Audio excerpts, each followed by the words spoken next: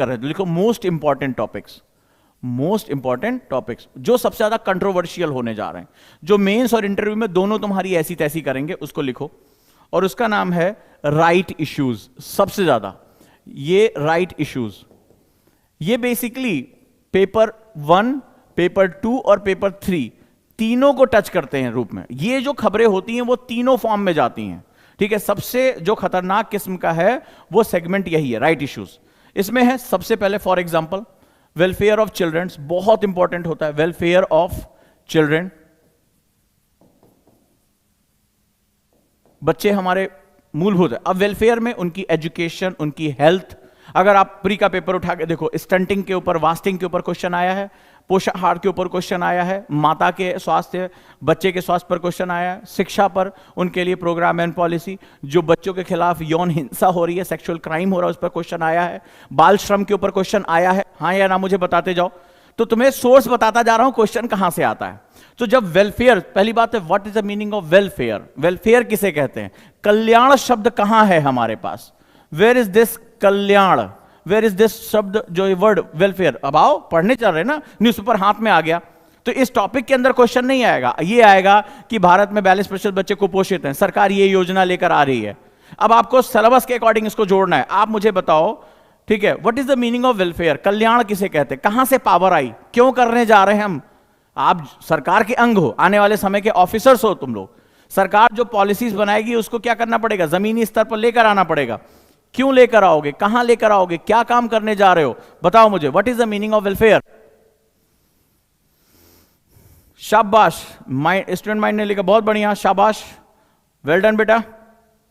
और चलिए और बताइए, कोई और, मीनू कुमारी, शाबाश बेटा, बहुत बढ़िया। और कोशिश करो, अब आवाज क्यों नहीं निकल रही है।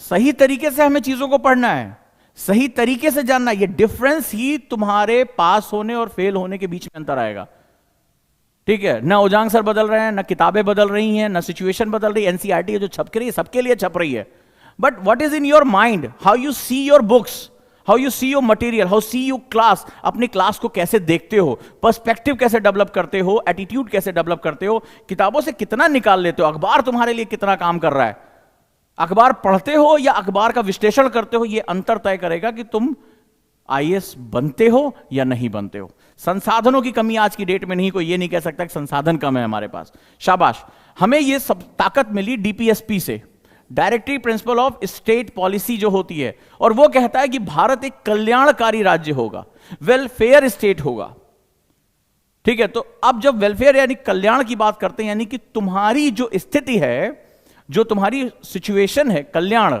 ठीक है, कल्याण वस्तु, तो हम क्या बोलते हैं, तो भाई कल्याण का मतलब हो गया यहां पर जो हम वेलफेयर की बात कर रहे हैं कि तुम्हारी स्थिति को हम क्या करेंगे, पॉजिटिव करेंगे। तुम्हारी जो मोबिलिटी है उसको हम क्या करेंगे, पॉजिटिव करेंगे। यानी जो तुम्हारे पास नहीं है और वो एक मूलभूत स्तर के लिए पर्याप्त नहीं है, तो हम उसको तुम्हें प्रोवाइड करेंगे। तो वेलफेयर शब्द को समझो, वेलफेयर में कुछ भी हो सकता है। एक दिव्यांग व्यक्ति है, वो दिव्यांग व्यक्ति चल नहीं सकता, तो समाज और सरकार, चूंकि सरकार को हमने एक वैधानिक जिम्मेदारी दे रखी है, तो वो क्या हो रहा है, वो तुम्हें प्रोवाइड करेगी, भाई आर्टिफिशियल लिम्स मिल जाए, रैम्प्स बन जाएं, इस व्यक्ति को चलने के लिए सुविधा मिल जाए, तो ये उनके कल्याण की बात हो रही है। कोई व्यक्ति देख नहीं सकता तो उसको पढ़ने की व्यवस्था की जाए, ऐसा थोड़े ना होगा कि सिर्फ सबल लोगों को पढ़ने का मौका दिया जाए।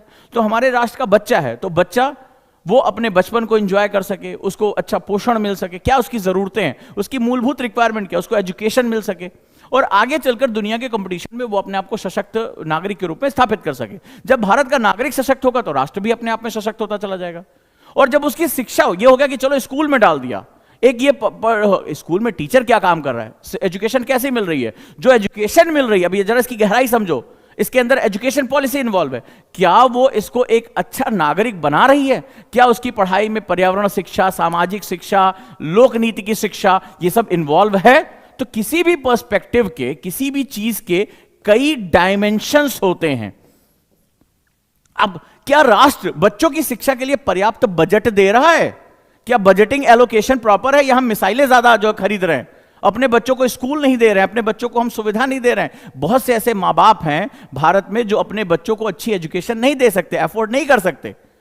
तो दो चीजें हैं, क्या सरकार उनको एजुकेशन दे रही है, और सरकार जिन स्कूलों में एडमिशन दे रही है क्या वहां टाट पट्टी है जो है वो पता चला बोर्ड नहीं है, मास्टर नहीं है, वो उनको भैंस चराने के लिए भेज रहा है। So what are you doing? तो अब यहां policy issue, economic issue, social issues, यहां पर लॉ एंड ऑर्डर इशू, सब कुछ इसमें इन्वॉल्व हो जाता है, सब कुछ इन्वॉल्व हो जाता है। तो ये इतना डेप्थ है, यही समझने की कोशिश करना है कि हर बिंदु के कई बिंदु होते हैं। सिर्फ हमने अच्छा सरकार ने फलाना जो है वो ओजांग पता चला ओजांग सर बाल कल्याण योजना पढ़ लिया आपने, मान लो, अब इससे काम नहीं चलेगा। ये क्यों है, कहां से पावर आई, इसके बेसिक पर्सपेक्टिव क्या है, क्या इसके लिए बजट आवंटित हुआ है, क्या समाज इसके लिए जागरूक है? जिन बच्चों को मिड डे मील मान लो दिया जा रहा है फॉर एग्जांपल कि भाई उनको पोषण मिले, तो मिड डे मील आपने पढ़ लिया, इतना बजट आया है, सरकार ये कर रही है, अरे क्यों किया जा रहा है, ये पोषण क्यों जरूरी, तो फिर भी बच्चों को क्यों नहीं भेज रहे हैं? वो बच्चे से काम करा रहे हैं, वो ढाबे पे काम कर रहा है, वो रिक्शा चला रहा है, या वो जो दूसरा काम कर रहा है, क्यों कर रहा है? वो समाज की क्या जिम्मेदारियां हैं? तो बहुत सी ऐसी चीजें हैं जब आपको डिफरेंट पर्सपेक्टिव में सोचना पड़ेगा। बहुत से ऑफिसर्स हैं, बहुत से अच्छे लोग हैं, रिटायर हो गए 60 62 60 में रिटायर हो जाते हैं, तो ऐसा तो नहीं कि रिटायरमेंट तुरंत जो है वो हाथ पर जर्जर हो जाता है, एंजॉय करते हैं, अपनी लाइफ को जीते हैं। तो क्या हमारी सोसाइटी की जिम्मेदारी नहीं है? क्या सरकार ने ही सभी बच्चों को, गरीब बच्चों को पढ़ाने की जिम्मेदारी ले रखी है? क्या यह जिम्मेदारी नहीं हो सकती, चलो 1 घंटा हम श्रमदान कर दें, 1 घंटा जाकर किसी स्कूल में मुझे अच्छी एजुकेशन मिली है, मैं ऑफिसर के पद पे रहा हूं, मैंने जीवन भर जिंदगी को अच्छे से, आपने जो मुझे फैसिलिटी मिली राष्ट्र ने दिया है, मैंने एंजॉय किया, लाओ 1 घंटा बच्चों को पढ़ाएं। तो अगर 10 लोग ऐसा सोचेंगे तो 10 घंटे का हमारे पास श्रम जनरेट हो जाएगा। तो मैं 1 घंटा अपना लग्जरी, ताश खेलना, एंजॉय करना बंद कर देता हूं, कोई बड़ी बात नहीं है।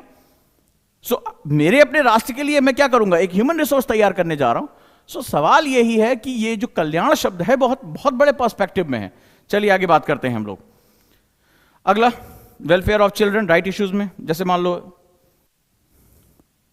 वुमेन, ओल्ड एज, वृद्धजन, ट्रांसजेंडर्स, बहुत बड़ा पर्सपेक्टिव है, बहुत बड़ा पर्सपेक्टिव है लड़कियों के लिए, ठीक है, सभी के लिए जो सुरक्षा हम कर सके। कुल मिलाकर मूल स्थिति क्या है कि वो अपनी स्थिति से आगे बढ़ना चाहिए, आगे जाना चाहिए।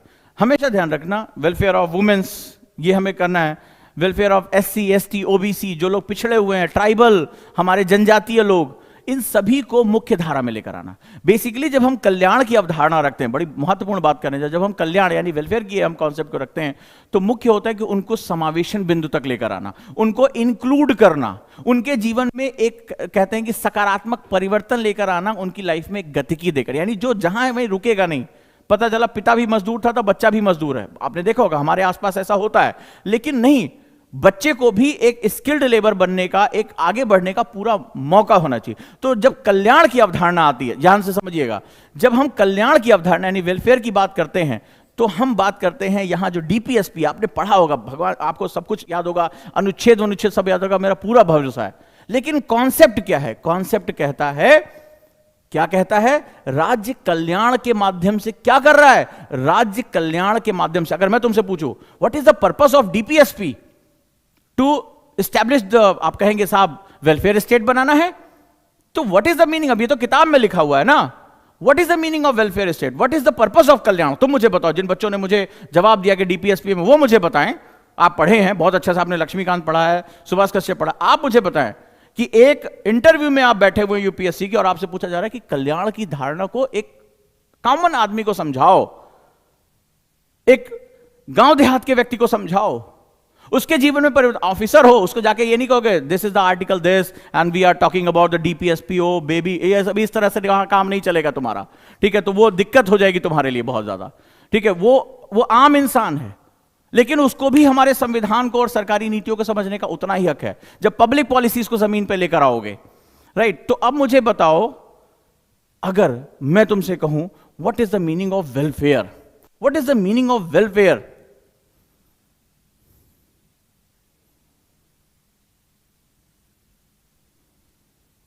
एक शब्द में, इंटरव्यू में हो, उनकी मर्जी से तुम्हें बात करनी होगी, इंटरव्यू में बैठे हो, सोच लो, मैं इंटरव्यू पैनल का हेड हूं, अब मैं तुमसे बात कर रहा हूं, कल्याण को, वेलफेयर को एक शब्द में समझा दो।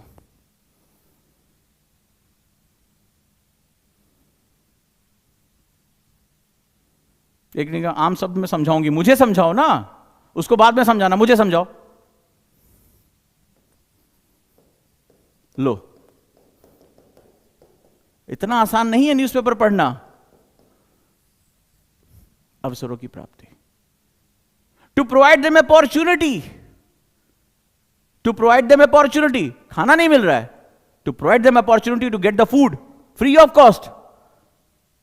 हॉस्पिटल नहीं जा सकता, मेरे पास पैसे नहीं है, to provide them opportunity to go to the hospital and face the facilities, hospital facility, health facilities तुम लेकर आओ। सरकार ने कहा ना आयुष्मान भारत को हम जो है वन नेशन वन हेल्थ की बात हुई अभी 4 दिन पहले 5 दिन पहले न्यूज़पेपर में आया था, पढ़ा होगा आप लोगों ने। तो आखिर ये क्या है? टू प्रोवाइड द अपॉर्चुनिटीज, अवसर पैदाना। मेरे पास प्राइवेट स्कूल में पढ़ने के लिए पैसे नहीं है, अच्छे सरकारी स्कूल में जाके पढ़ो।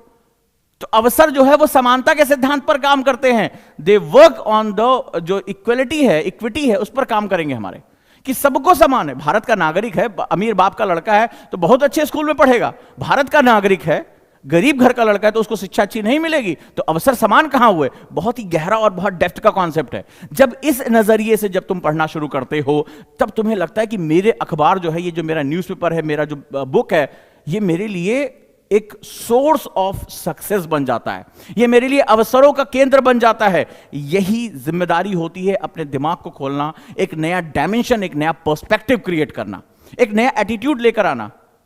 एक महिला है, उसका वो प्रेग्नेंट है, डिलीवरी होने वाली है, लेकिन उसके घर में पैसा नहीं है कि इंस्टीट्यूशनल डिलीवरी उसको मिले। तो उसको ये अवसर प्रदान करना, कल्याण का मकसद क्या होता? सुना होगा तुमने, वेलफेयर वर्ड सुना होगा। अब इसको समझो कि अवसर प्रदान कर देना कि जाओ और हॉस्पिटल डिलीवरी हो, नहीं तो घर में मर जाने की बहुत संभावना है, ब्लड बह जाएगा, हाइजीन नहीं है। हमारी माताएं, एमएमआर, मैटरनल मोर्टेलिटी रेट हमारे यहां इतना ज्यादा है, इन्फेंट मोर्टेलिटी रेट उसके कारण बहुत ज्यादा बढ़ जाता है। तो उसको अवसर, अब वो कह रही कि नहीं भाई मेरे पास अस्पताल का पैसे नहीं, मेरे पास कैसे वो एम्बुलेंस आएगी, वो पैसा मांगेगा, नहीं होगा। सरकार ने कहा हम तुम्हें दे रहे हैं, जननी सुरक्षा योजना में हम तुम्हें दे रहे हैं, तुम जाओ डिलीवरी कराओ, आशा वर्कर को हम इन्वॉल्व कर रहे हैं और सरकार पैसा भरेगी।